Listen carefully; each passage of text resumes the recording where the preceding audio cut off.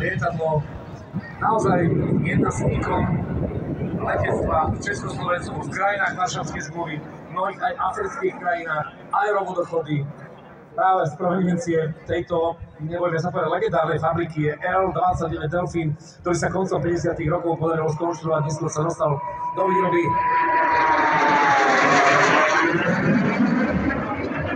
Na ňom mohli trénovať budúci stíhací piloti. Lietadlo naozaj nádherné konštrukcie. Je celkom bežné, že lietadlá vo svete dostávajú svojich prídomov nejaké meno. Ja neviem, F-4, Phantom, alebo ja neviem, F-16, Fighting Falcon. Toto je lietadlo Delfín, ale pre mňa jedno z mála, ktoré naozaj ako Delfín aj vyzerá. Ona v chode na to má prezivku Maja. A to lietadlo vzniklo vlastne na požiadavku dávnejšie, asi niektorý starší spomenul,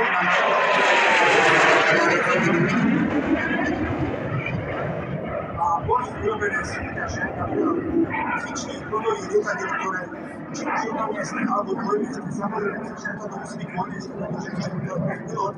A súťaže boli polská PS-11 Iskra a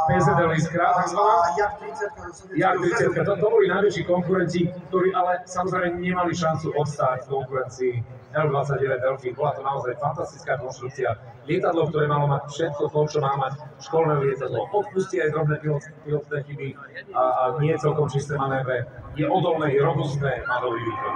Toto lietadlo môžete vidieť aj na letiskách.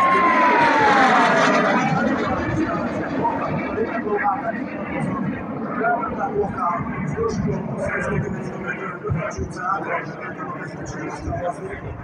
Ja som spomínal, že samozrejme krajiny bývalej Varšavskej zmluvy, tam všade tieto lietadlá lietali, ale je to že pomerne veľa ich lietalo aj v afrických krajinách a krajinách pomerne exotických. Áno, bolo to v Líbii a mnohí naši napríklad piloti a mnohí vojaci tam robili výcviky na týchto lietadlách. Robili výcviky, neskôr sa to pamätám si, že v Líbii bol jeden z mojich susedov, ale to už bola L-39,